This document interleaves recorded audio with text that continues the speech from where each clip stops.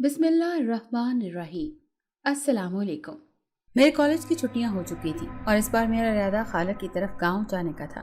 मैं जब सिर्फ 4 साल की थी तब एक दफ़ा खाला के पास गई थी।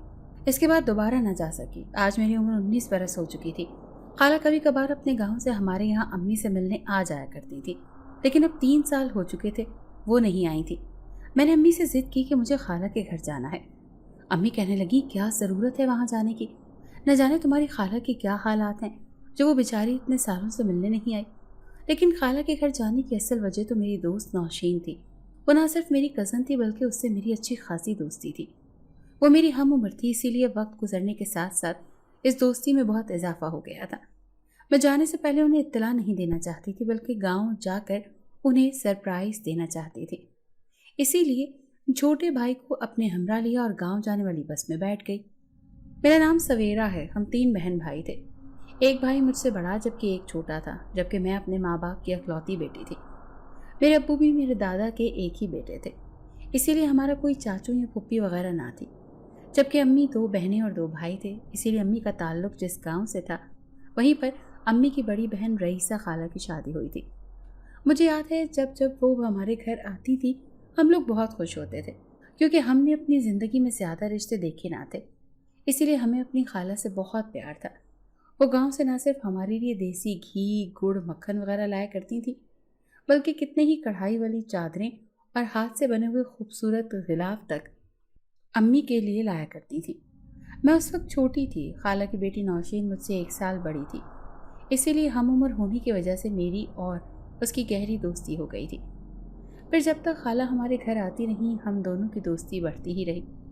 लेकिन पिछले कुछ सालों से खाला हमारे घर नहीं आ रही थी और मुझे उनकी बहुत याद सता रही थी। दरहकीकत तो मैं अपनी दोस्त नौशीन से मिलना चाहती थी। मेरे बड़े भाई जुबैर की मंगनी अब्बू के एक दोस्त की बेटी से हो गई थी। शादी 1 साल बाद होना करार पाई थी, इसीलिए अगर मेरी भाभी आ जाती तो शायद मैं उनसे ही दोस्ती करके अपना दिल घर में लगा लेती। लेकिन अभी चूंकि कोई अमूमन लड़की हमारे पूरे ख़ानदान में ही मौजूद नहीं थी, इसीलिए मुझे अपनी दोस्त नौशीन की बहुत याद सताती थी। गांव का सफ़र बहुत लंबा था। छोटा भाई जो मुझसे सिर्फ 1.5 साल ही छोटा था वो मेरे साथ था। बस में बैठे बैठे कमर अकड़ गई थी, लेकिन गांव था कि आने का नाम ही नहीं ले रहा था। यूं ही जागते सोते बोर होते आखिरकार सफ़र अख्ताम पजीर हुआ और बस वाले ने हमें गांव से थोड़ी दूर उतार दिया। जहां उतारा था वहीं पर लहलहाते खेत और सरसब्ज दरख्त मौजूद थे। मंजर बहुत ही सुहाना था। फिर मैंने छोटे भाई को कहा कि जाकर एक रिक्शा करवा के ले आओ ताकि हम खाला के घर जा सकें। अब हम रिक्शे में बैठकर खाला के गांव की तरफ जा रहे थे। जो जो रास्ता आता गया मुझे हैरानी होती गई, क्योंकि पहले जब कभी भी हम उस गांव में आते थे तो यहाँ एक चहल पहल और एक रौनक होती थी, लेकिन अब तो हर सू उदासी और सन्नाटे का बसेरा महसूस हो रहा था। जब ये रिक्शा गुजरकर गलियों से होता हुआ खाला के घर की तरफ जा रहा था तो गांव का कोई भी फर्द हमारी तरफ मुतवज्जे नहीं हुआ, वरना उससे पहले तो इस गांव की औरतें और मर्द आकर पहले ही हमें मुस्कुराती हुई नज़रों से देखकर हमारा इस्तकबाल करते थे। खाला का घर मुझे अच्छी तरह याद था, इसीलिए मैंने उनके घर से थोड़ी सी दूर रिक्शा रखवा लिया। फिर छोटे भाई को साथ लेकर जैसे ही खाला के घर का दरवाज़ा बजाया, मैं सोचने लगी कि खाला यूँ अचानक हमें अपने घर पर देखकर हैरान हो जाएंगी, इसीलिए मैं बहुत एक्साइटेड हो रही थी। लेकिन जैसे ही खाला ने दरवाज़ा खोला और हमें अपने सामने देखा तो उनके चेहरे पर एक वाज़ेह परेशानी नजर आई। फिर गड़बड़ाते मुस्कुराते उन्होंने मुझे अपने सीने से लगा लिया। कहने लगी, सवेरा बेटी, तुम कम अज़ कम आने से पहले हमें इत्तला तो दे देती, हमें तुम्हें लेने के लिए खुद अड्डे पर आ जाते। मैं जोर से कहने लगी कि खाला, मैं तो आप लोगों को सरप्राइज़ देना चाहती थी। खाला मेरी बात पर मुस्कुराती रहीं, लेकिन उनकी ये मुस्कुराहट मुझे झूठी महसूस हुई थी। फिर थोड़ी ही देर खाना खाकर मैं और छोटा भाई एक कमरे में आराम करने लगे। मैं सफ़र से बेहाल थी, इसीलिए जैसे ही चारपाई पर लेटी तो लेटते ही सो गई। फिर कहीं जाकर शाम को मेरी आँख खुली, लेकिन मुझे हैरत हुई थी कि नौशीन मुझे कहीं नज़र नहीं आई थी। छोटे भाई ने मुझे इस गांव में छोड़कर सुबह सवेरे निकल जाना था, क्योंकि उसके मैट्रिक के पेपर्स होने वाले थे। मैं 2 महीने के लिए इस गाँव में आई थी, लेकिन नौशीन को घर में ना पाकर उदास थी। फिर मैंने खाला से कहने लगी कि मैं तो नौशीन की खातिर आई, अपनी छुट्टियां गुजारने यहाँ आई थी, लेकिन वो कहाँ है। खाला मुझे कहने लगी, वो अपनी फूफी के यहाँ दूसरे गांव गई हुई है, चंद दिन बाद लौट आएगी। خالہ کی بھی 3 بیٹیاں تھیں۔ نوشین دوسرے نمبر پر، سب سے بڑی بیٹی فرحین باجی کی خالہ نے شادی 1 سال پہلے ہی کر دی تھی۔ سب سے چھوٹی نگین جو 7ویں جماعت کی طالبہ تھی، وہ چونکہ مجھ سے بہت چھوٹی تھی اسی لیے میں بھلا اس سے کیا بات کرتی۔ خالہ اور خالو کے چہرے پر مجھے بہت پریشانی نظر آ رہی تھی، جیسے وہ میرے آنے سے نہایت پریشان ہوں۔ شاید وہ میرے آنے سے خوش نہیں تھے۔ 2 دن تو یوں ہی بوریت میں گزر گئے۔ پھر تک ہار کر میں نے خالہ سے کہا کہ خالہ، جب سے میں آئی ہوں دیکھ رہی ہوں کہ آپ میرے یہاں آنے سے خوش نظر نہیں آتی ہیں اور پریشان سے دکھائی دے رہی ہیں۔ کیا میں نے یہاں آ کر کوئی غلطی کی ہے؟ تو خالہ مجھے کہنے لگی، نہیں بیٹا، ایسی کوئی بات نہیں ہے، بس کوئی وجہ ہے جس کی وجہ سے میں پریشان ہوں، اور اس وجہ کا تعلق تم سے بھی ہے۔ اب تو میں حیران ہی ہو گئی تھی۔ پھر کہنے لگی کہ اچھا خالہ، مجھے بتا دیں، میں برا نہیں مانوں گی، جو بھی پریشانی ہے آپ مجھے بتا سکتی ہیں۔ تو وہ اداسی سے کہنے لگی کہ سویرا بیٹی، تم نے اس گاؤں میں آ کر بہت بڑی غلطی کی ہے۔ اس گاؤں پر تو مانو ایک عذاب نازل ہوا پڑا ہے۔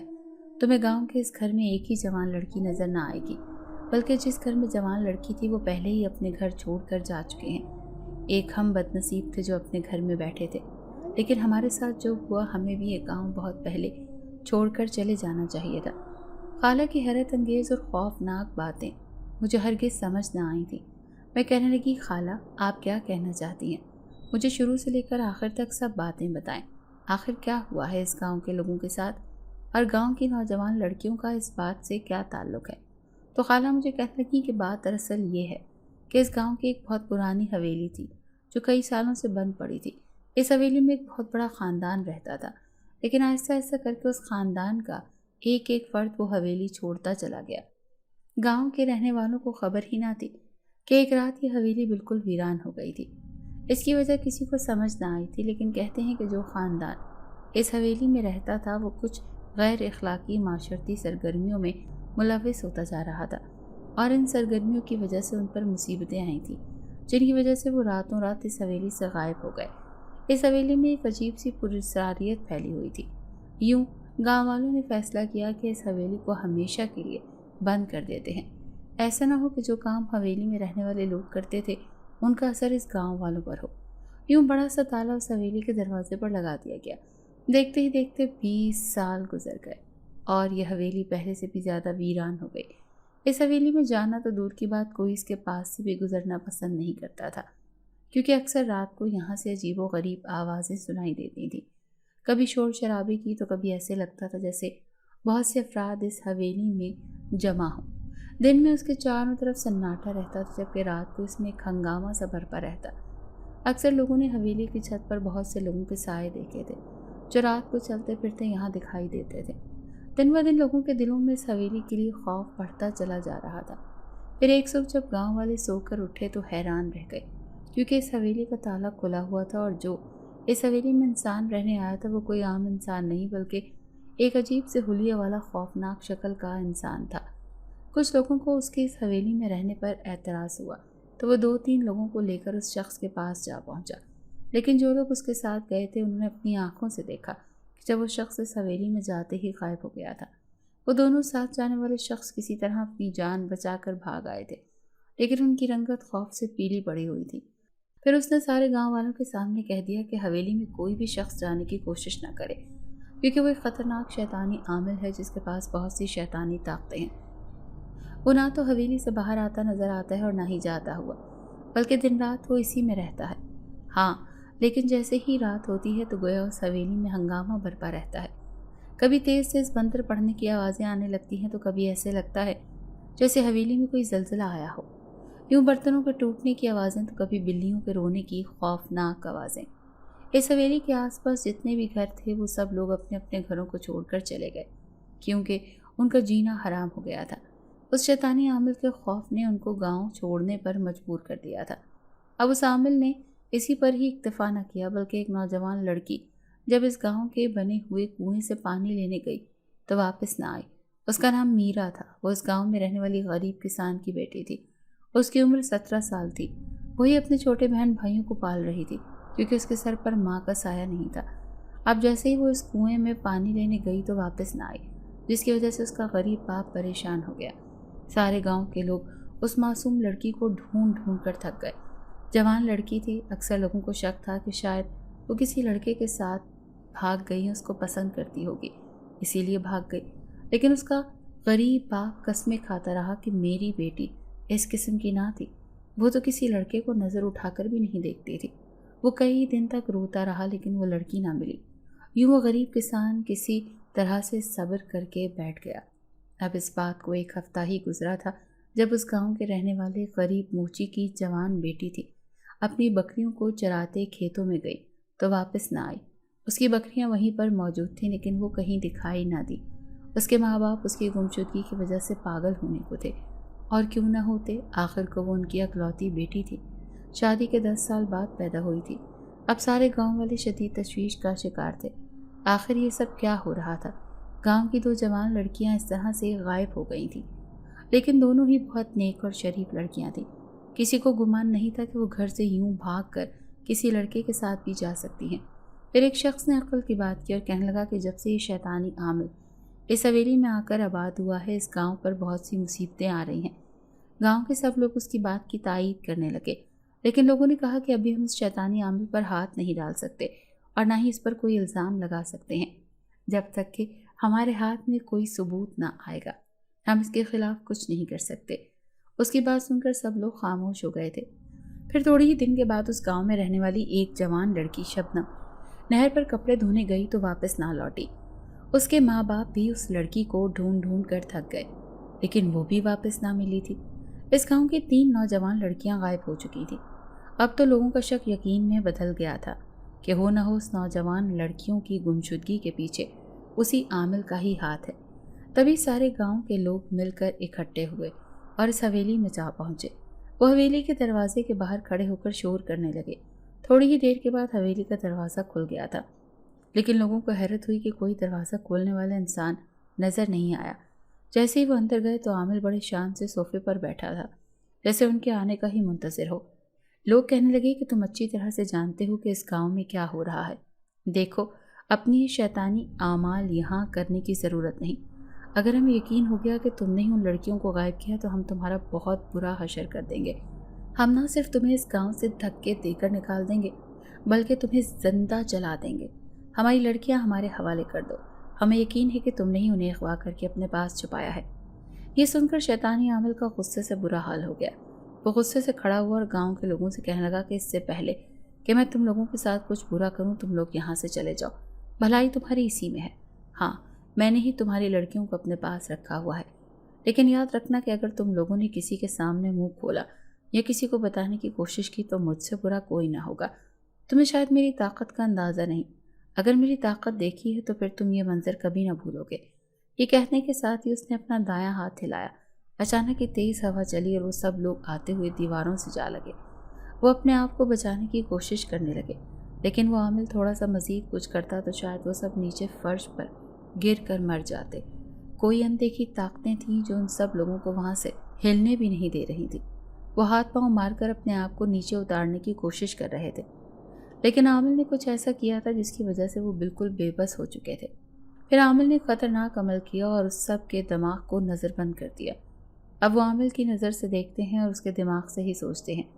जिस तरह जोश और गुस्से से वो उस हवेली में गए थे, उसके बरक्स वो बिल्कुल खामोश और चुपचाप वहाँ से लौट आए थे। गांव की औरतें अपने मर्दों से पूछ पूछ कर थक गई हैं कि आखिर तुम लोग अपनी जवान बेटियों को लेने गए थे तो अपनी बेटियों को वापस लेकर क्यों नहीं आए। लेकिन वो तो जैसे उस आमिल के गुलाम बन गए थे। वो दिन है और आज का दिन है। उस आमिल का जो भी इस गांव की कंवारी लड़की पसंद आती है तो वो उसे अपने पास इस हवेली में बुला लेता है। मेरी बदनसीब नौशीन भी उन लड़कियों में शामिल है जो इस आमिल के कब्जे में है। सिर्फ मेरी बेटी ही नहीं बल्कि अब तक इस गाँव की 11 लड़कियाँ उस आमिल ने अपने कब्जे में की हुई हैं।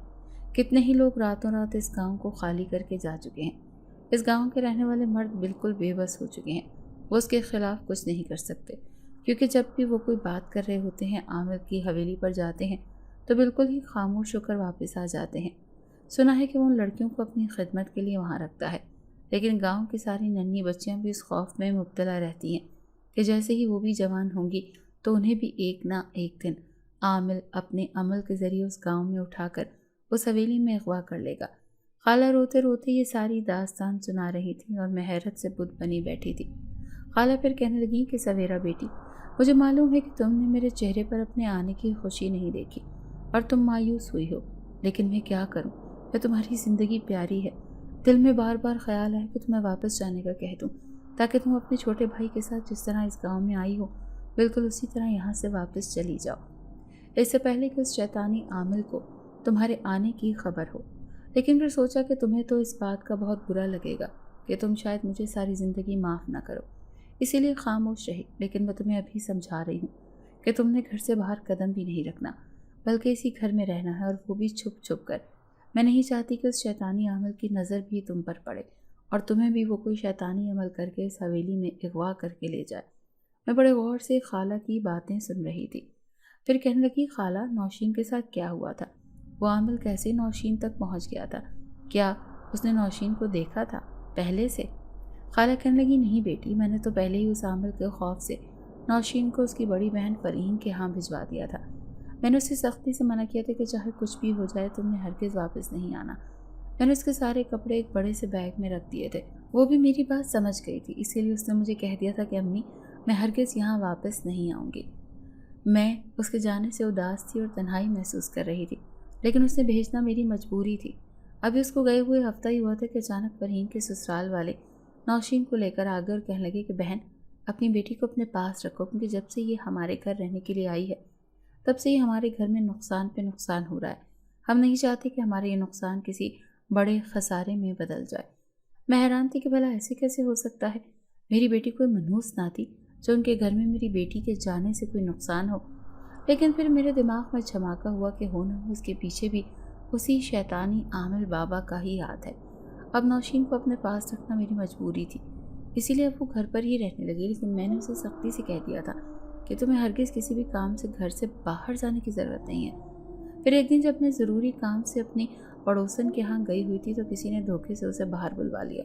وہ پیغام لانے والا آدمی اجنبی تھا جو نوشین کو کہنے لگا کہ تمہارے ابو کی حالت خراب ہے، وہ سڑک پر زخمی حالت میں پڑے ہیں۔ یہ سن کر نوشین تو صدمے سے نڈھال ہو گئی، وہ اسی وقت اس اجنبی آدمی کے ساتھ باہر گاؤں کے ویران جگہ پر آ گئی اور پھر واپس نہ آئی۔ میں اچھی طرح جان گئی تھی کہ اس شیطانی امی نے دھوکے سے میری معصوم بیٹی کو وہاں بلوا لیا۔ در حقیقت اسے پھر ایک نوجوان لڑکی کی ضرورت تھی۔ میں نے روتے پیٹتے فریاد کی گئی، لیکن بھلا میری آواز کس نے سننی تھی؟ نوشین کا باپ تو جیسے بالکل ہی سن ہو گیا تھا۔ جس طرح اس گاؤں کے سارے مرد ہی اپنی بیٹیوں کے معاملے میں بے بس ہو چکے تھے، اسی طرح ہمارا خالو بھی کچھ نہ کر سکا اور ہم بھی صبر کر کے بیٹھ گئے۔ لیکن ہمیں یقین ہے کہ ایک نہ ایک دن ہمارے گھر یا ہمارے گاؤں والوں کو بیٹیاں اپنے اپنے گھروں کو ضرور لوٹیں گی۔ اس گاؤں کی داستان تو واقعی دکھی کر دینے والی تھی۔ اتنا ظلم و جبر ہو رہا ہے لیکن کوئی بھی اس شیطانی عمل کے خلاف آواز اٹھانے کے لیے تیار نہیں تھا۔ لیکن مجھے خود پر حیرت ہو رہی تھی، مجھے ذرا سا بھی خوف محسوس نہیں ہو رہا تھا۔ حالانکہ خالہ نے مجھے اتنی بھیانک اور خوفناک قسم کی کہانیاں سنائی تھی، لیکن مجھے اس شیطانی عامل پر بے انتہا غصہ آ رہا تھا۔ میں اس سے ڈرنے کے بجائے اس سے لڑنے کا سوچ رہی تھی۔ میں اپنے دل میں سوچ رہی تھی کہ نہ جانے اس گاؤں میں رہنے والے کیسے لوگ ہیں جو یوں بے بسی سے یہ سارا تماشا دیکھ رہے ہیں۔ وہ شیطانی عمل ان پر حاوی ہو گیا ہے اور یہ سب اس کے آگے مجبور ہیں۔ آخر کوئی تو ایسا مضبوط دل والا انسان ہوگا جو اس کے خلاف آواز اٹھا سکے۔ خالہ کے روتے ہوئے آنسو جو کہ نوشین کے لیے وہ بہا رہی تھی، انہیں دیکھ کر مجھے بہت دکھ تھا۔ نہ جانے وہ نوجوان لڑکیاں وہاں کیا ظلم سہ رہی ہوں گی، انہیں کتنی تکلیف برداشت کرنی پڑ رہی ہوگی، وہ زندہ بھی ہوں گی یا مر گئی ہیں، یہ تو کوئی بھی نہیں جانتا تھا۔ بس اب سب ایک سے ایک امید پر زندگی گزار رہے تھے۔ میں نے سوچنے لگی کہ اس گاؤں کے لوگوں سے بہتر تو یہ ہے کہ وہ جانور ہوتے جو اپنے حق کی لڑائی کے لیے آواز اٹھاتے ہیں۔ اگر ان کے جنگل پر کوئی غیر قانونی قبضہ کر لے تو وہ یہ برداشت نہیں کرتے، لیکن اس گاؤں کے لوگ تو جانوروں سے بھی بدتر تھے۔ وہ اتنے بے بس تھے کہ ایسے لگ رہا تھا جیسے وہ کوئی انسان نہیں بلکہ پر کٹے ہوئے پرندے ہیں۔ میں ایک شہر سے آئی ہوئی پڑھی لکھی اور سمجھدار لڑکی تھی۔ میں نے سوچ لیا تھا کہ میں اس شیطانی عمل کے خوف سے ہرگز واپس اپنے گھر نہیں جاؤں گی، بلکہ یہیں رہ کر ان حالات کا جائزہ لوں گی۔ آخر اس طرح کیسے وہ انسانوں کے ساتھ یوں غلط کر سکتا ہے؟ بس مجھے کسی انسان کا ساتھ چاہیے تھا جو میرا ساتھ دے اور میری اس معاملے میں مدد کر سکے، لیکن فی الحال مجھے کوئی انسان نظر نہیں آیا تھا، حتیٰ کہ اس گاؤں کے نوجوان بھی کسی کام کے نہ تھے۔ جو اپنی بہن بیٹیوں کے معاملے میں یوں ہاتھ اٹھا کر بیٹھے تھے۔ خالہ کو تو چلو اس میں کوئی قصور نہیں تھا کیونکہ ان کا کوئی جوان بیٹا ہی نہیں تھا۔ ایک خالو تھے، وہ بھی بیچارے بوڑھے، جو زیادہ کچھ کر بھی نہیں سکتے تھے، لیکن میں نے سوچ لیا تھا کہ کچھ بھی ہو میں ان لوگوں کا اس معاملے میں ضرور ساتھ دوں گی اور اپنے طور پر کچھ کرنے کی کوشش کروں گی۔ لیکن میں نے جو بھی کچھ کرنا تھا وہ سب خالہ اور خالو سے نظر بچا کر کرنا تھا، کیونکہ اگر میں انہیں یہ سب کچھ کہہ دیتی تو مجھے کبھی بھی اس بات کی اجازت نہ دیتے۔ سب سے پہلے تو میں اس حویلی کو ایک نظر دیکھنا چاہتی تھی، جس کی دہشت اس پورے گاؤں کے لوگوں پر تھی۔ پھر 2 دن ایسے ہی گزر گئے، ابھی بھی میں اس گھر میں ایک قیدی کی طرح زندگی گزار رہی تھی۔ میں نے کہا کہ اس گاؤں کی خوبصورت ہریالی اور پرفضا مقام دیکھنے آئی تھی، لیکن یہاں تو شہر سے بھی زیادہ بدتر زندگی گزر رہی تھی۔ خالہ ہر وقت مجھ پر نظر رکھتی تھی اور مجھے گھر سے باہر قدم بھی نہیں رکھنے دیتی تھی۔ میں موقع کی تلاش میں تھی، لیکن مجھے وہ موقع مل ہی نہیں رہا تھا۔ اب میں نے یہ کام رات میں کرنے کا سوچا تھا، کیونکہ دن میں تو سب جاگ رہے ہوتے ہیں اور کوئی بھی مجھے گھر سے باہر نکلنے نہیں دیتا تھا، لیکن جیسے ہی رات کو سناٹا ہوتا تھا تو سبھی نیند میں گم ہوتے تھے۔ ویسے بھی میں پورا دن گھر میں پڑی رہتی تھی، اسی لیے میں نے سوچا کہ آج دوپہر میں اپنی نیند پوری کروں گی، جبکہ رات میں یہ کام کر کے ہی رہوں گی۔ میں نے دیکھا کہ خالہ کی آنکھوں میں نوشین کی یاد میں ہلکے پڑ گئے تھے۔ جوان بیٹی کی گمشدگی نے انہیں وقت سے پہلے بوڑھا کر دیا تھا۔ پھر جیسے ہی رات ہوئی تو میں جب یہ یقین کر چکی کہ گھر کا ایک ایک فرد سو چکا ہے تو میں چپکے سے اٹھی اور دروازہ کھول کر باہر آ گئی۔ گلی میں تو ہیبت ناک سناٹا پھیلا ہوا تھا۔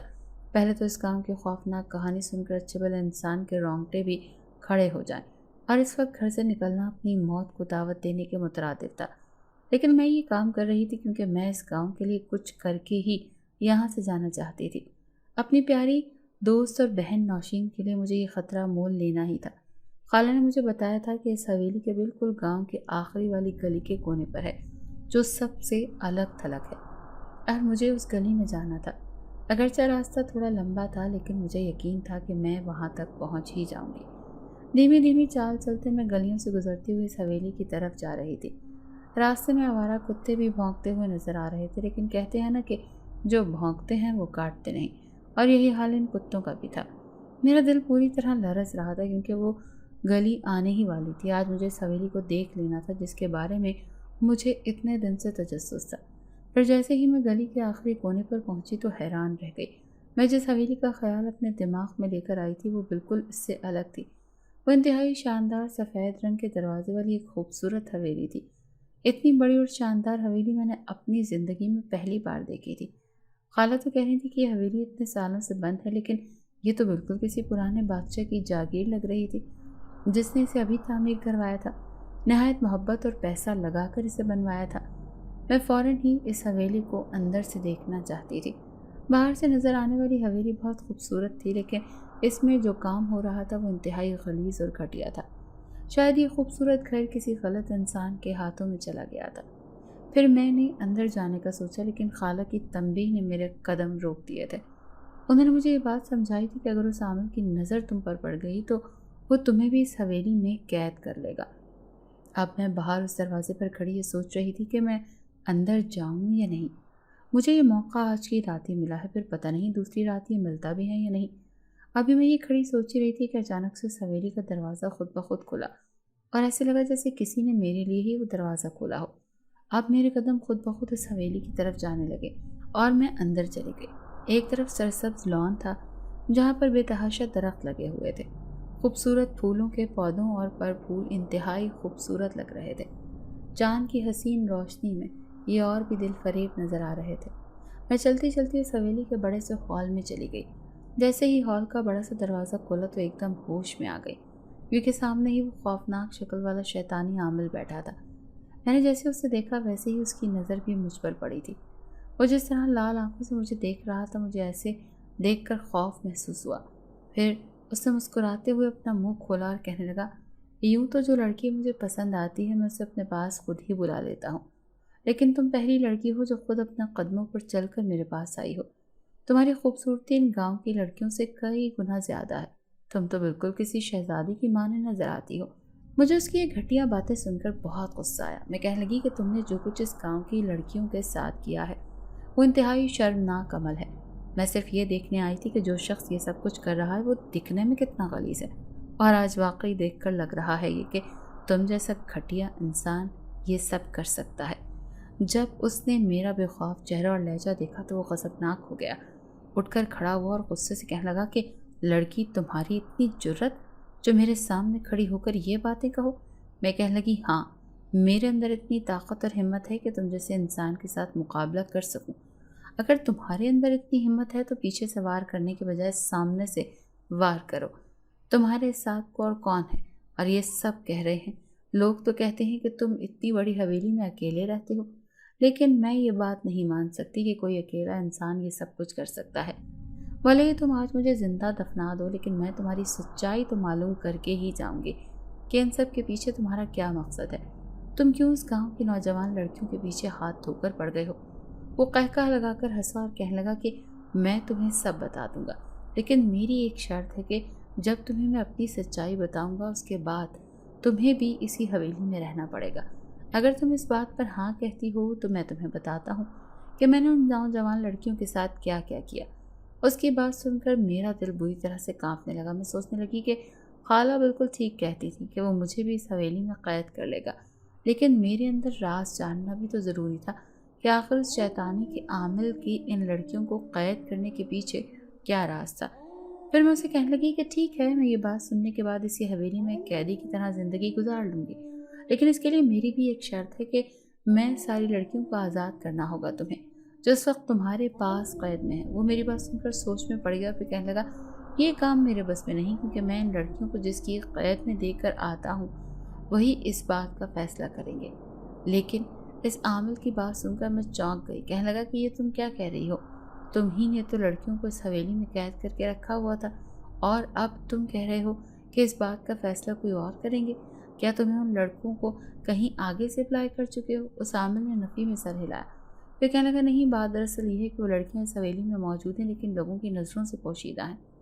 اس حویلی کا ایک خفیہ تہہ خانہ ہے جہاں پر وہ رہتی ہیں، لیکن ان کے ساتھ کوئی ظلم اور زیادتی نہیں ہو رہی، وہ وہاں بہت خوش ہیں۔ اگر تم چاہو تو اپنی آنکھوں سے دیکھ سکتی ہو۔ مجھے اپنی آنکھوں پر یقین نہیں آ رہا تھا کہ یہ سب وہ کیا کہہ رہا تھا۔ کیا وہ لڑکیاں اپنی خوشی سے یہاں رہ رہی ہیں، وہ بھی کسی تہہ خانے میں؟ میں اس عامل سے کہنے لگی کہ ٹھیک ہے، مجھے پوری بات بتاؤ، آخر تم کہنا کیا چاہتے ہو؟ وہ مجھے کچھ سمجھ نہیں آ رہی۔ وہ کہنے لگا کہ دراصل میں ان لڑکیوں کو حویلی میں ضرور رکھتا ہوں، لیکن اپنے لیے نہیں بلکہ اپنے ساتھ رہنے والے جن زادوں کے لیے۔ اس کی بات سن کر میرے چہرے کا رنگ پھیکا پڑ گیا، جو بڑے شیطانی انداز میں مسکراتا وہ کہہ رہا تھا کہ آج سے 5 سال پہلے میں کسی ایسے ٹھکانے کی تلاش میں تھا جہاں میں پرسکون طریقے سے اپنے سارے عمل کر سکوں۔ کئی سالوں تک میں جنگل میں بھٹکتا رہا، لیکن آخر کار مجھے اس گاؤں میں ٹھکانہ مل گیا۔ یہ خوبصورت حویلی جو بالکل ویران پڑی تھی، میں اسے آباد کرنا چاہتا تھا، لیکن صرف اپنے لیے۔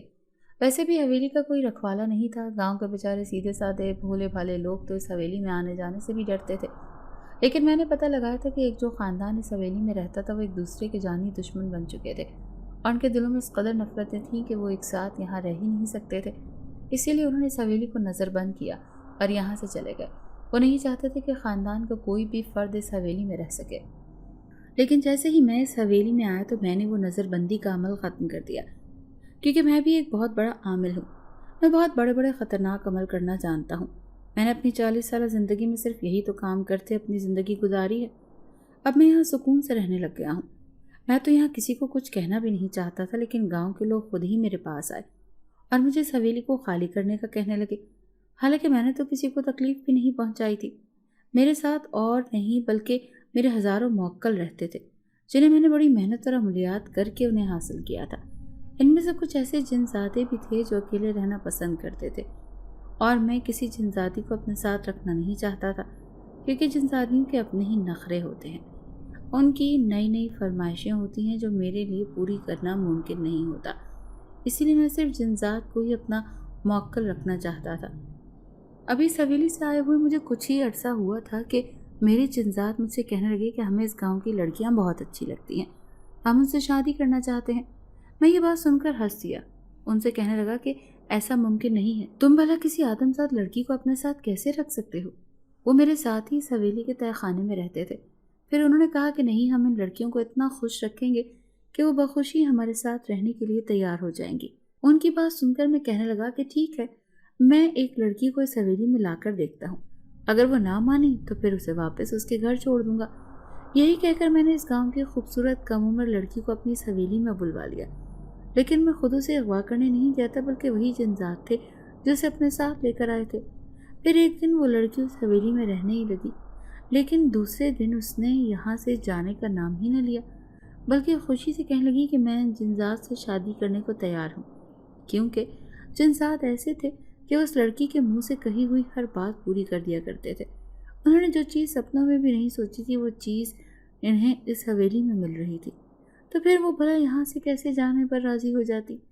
اسی طرح کر کر کے جب میں نے اس گاؤں کی دوسری لڑکی کو اس حویلی میں بلایا تو وہ بھی یہاں سے جانے پر تیار نہ ہوئی، بلکہ میرے موکل جنات سے ہی شادی کرنے پر تیار ہو گئی۔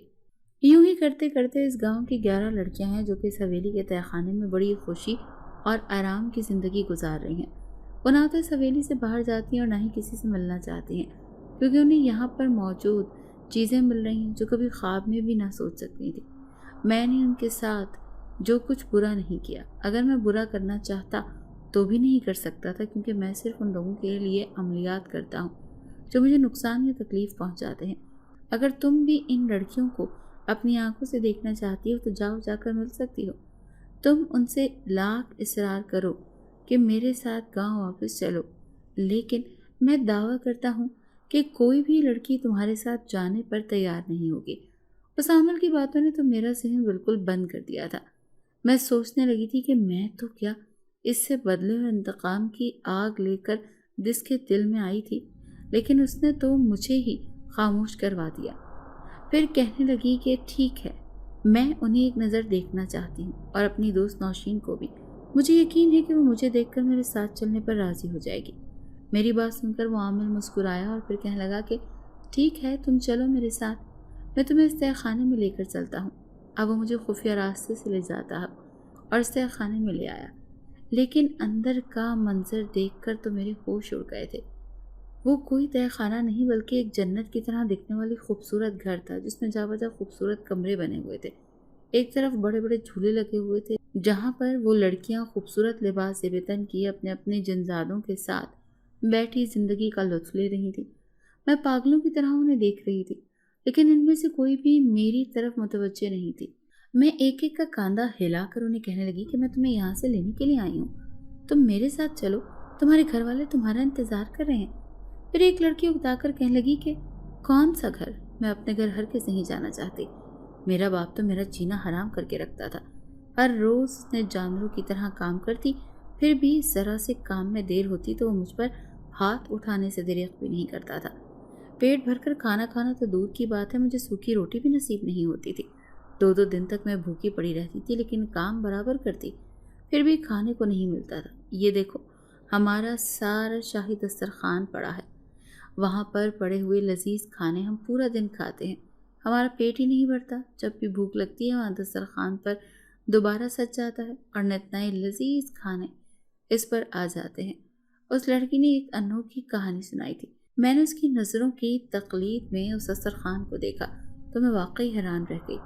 وہاں پر رنگ برنگے لذیذ کھانے سجے ہوئے تھے۔ پھر میں نے ساری لڑکیوں کی طرف نظر دوڑائی تو مجھے اپنی دوست نوشین نظر آئی۔ میں دوڑی دوڑی اس کے پاس گئی اور اسے کہنے لگی کہ چلو نوشین، چلو، میں تمہیں یہاں سے لینے کے لیے آئی ہوں۔ دیکھو تمہاری ماں تمہارا انتظار کر رہی ہیں۔ رو رو کر اس کی حالت بری تھی۔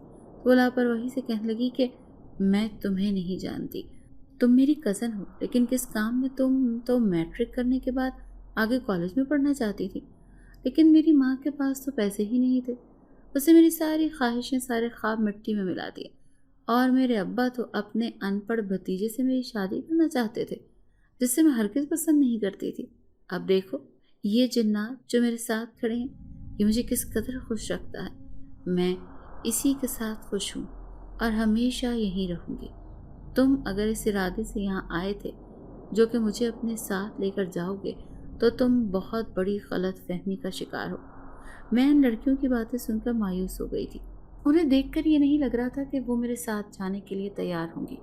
بڑے بڑے خوبصورت پوشاکیں پہنی تھیں، جنسات ان کے برابر میں کھڑے تھے جو یقیناً ان کے رکھوالے تھے، ان کے شوہر بن چکے تھے۔ اب میں بے بس ہو گئی تھی۔ وہ عامل صحیح تو کہہ رہا تھا، یہ لڑکیاں یہاں کر عیش کر رہی تھیں، ہرگز یہاں سے جانے پر تیار نہیں ہوں گی۔ اب میں مایوسی سے اس تہہ خانے کی سیڑھیوں کو چڑھتے ہوئے اوپر آ گئی۔ پھر وہ عامل کہنے لگا کہ اب تم یہ سارا راز جان چکی ہو، اب اپنی شرط کے مطابق تم نے بھی اسی حویلی میں رہنا ہے۔ ان جن ذاتوں کا سردار بھی میرا موکل ہے۔ تم یہاں پر آئی ہوئی ساری لڑکیوں سے خوبصورت ہو، اسی لیے اسے تم پسند آئی ہو۔ وہ اس وقت تمہارے پیچھے ہی کھڑا ہے۔ اس عامل کی بات سن کر میں فوراً ہی پیچھے پلٹی تو دنگ رہ گئی۔ میرے پیچھے ایک لمبا چوڑا کاندھے پر سفید چادر پہنے ایک بھرپور خوبصورت نوجوان کھڑا مجھے اپنی کالی آنکھوں سے دیکھ رہا تھا۔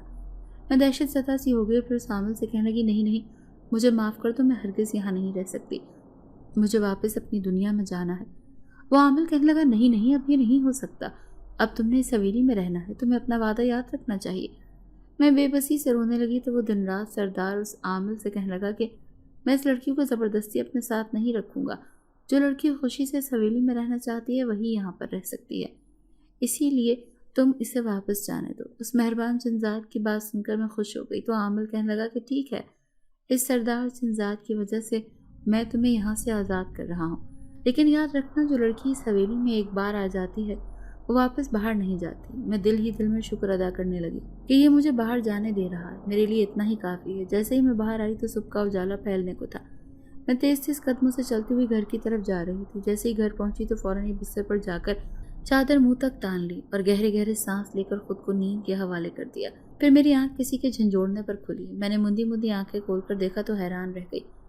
میرے سامنے خالہ تھی جو مجھے کہہ رہی تھی کہ دن کا 1 بجنے والا ہے اور تم گدھے گھوڑے بیچ کر کیوں سو رہی ہو؟ میں آنکھیں مسلتی ہوئی اٹھ کھڑی ہوئی تو پھر خالہ کہنے لگی، کیا ہوا، تمہاری طبیعت تو ٹھیک ہے نا؟ میں نے خالہ کے جواب میں سر ہلا دیا۔ پھر کافی دن یوں ہی گزر گئے۔ خالہ جب بھی نوشین کو یاد کر کے روتی تو میں نے تسلی دیتی کہ آپ پریشان نہ ہو، جہاں بھی ہے ٹھیک ہے۔ پھر 2-3 ہفتے گزر گئے تھے کہ اچانک پولیس اس حویلی پر چھاپا مار دیا۔ سنا تھا کہ گاؤں کے کافی لوگوں نے پولیس میں جا کر اس عامل کے خلاف رپورٹ درج کروائی تھی۔ پر نہ صرف اس حویلی سے اس عامل کو گرفتار کر لیا بلکہ وہ ساری لڑکیاں بھی اس تہہ خانے سے برآمد ہوئی تھیں جو اس عامل نے ان جنذاتوں کے ذریعے وہاں قید کر کے رکھی تھی۔ پولیس حیران تھی کہ کوئی بھی لڑکی اس عامل کے خلاف منہ کھولنے پر تیار نہیں، بلکہ بار بار یہی کہتی ہے کہ ہمیں اس حویلی کے تہہ خانے میں رہنا ہے، وہاں پر ہم بہت خوش ہیں۔ یوں لڑکیوں کو اس بیان کی وجہ سے اس عامل پر کوئی کیس نہ بن سکا اور وہ پولیس کی حراست سے آزاد ہو گیا۔ وہ سب لڑکیاں اپنے اپنے گھروں کو لوٹ آئی تھیں، لیکن سبھی مایوس نظر آتی تھیں۔ جب ان کے گھر والے کہتے تھے کہ ہم بہت خوش ہیں کہ تم واپس آ گئی ہو تو وہ لڑکیاں کہتی تھیں کہ ہم یہاں پر خوش نہیں، ہم دوبارہ اسی حویلی میں رہنا چاہتے ہیں۔ یہ بات نوشین بھی کر رہی تھی۔ خالہ اس کی بات سن کر بہت پریشان تھی۔ پھر میں خالہ کو سمجھانے لگی کہ آپ نوشین کی شادی وہاں نہ کرنا جہاں پر وہ راضی نہیں، وہ اسی لیے آپ کے ساتھ رہنے پر تیار نہیں ہے۔ خالہ یہ بات اچھی طرح سمجھ گئی تھی۔ پھر کہنے لگی کہ ٹھیک ہے، میں اپنی بیٹی کی پسند سے ہی اس کی شادی کروں گی۔ پھر میں نے خالو سے بات کر کے نوشین کی پڑھائی کی بات کی اور اسے اپنے ساتھ اپنے شہر لے آئی۔ اسے کالج میں داخلہ کروا کر اپنے ساتھ پڑھانا شروع کیا۔ میں اس کے ذہن سے وہ ساری یادیں مٹا دینا چاہتی تھی جو اس عامل نے خوبصورت منظر دکھا کر اس سے اس حویلی کی قیدی بنا دیا تھا۔ اگر آپ کو آج کی ہماری کہانی پسند آئی ہے تو اسے لائک کیجیے اور اپنے پیاروں کے ساتھ شیئر کیجیے۔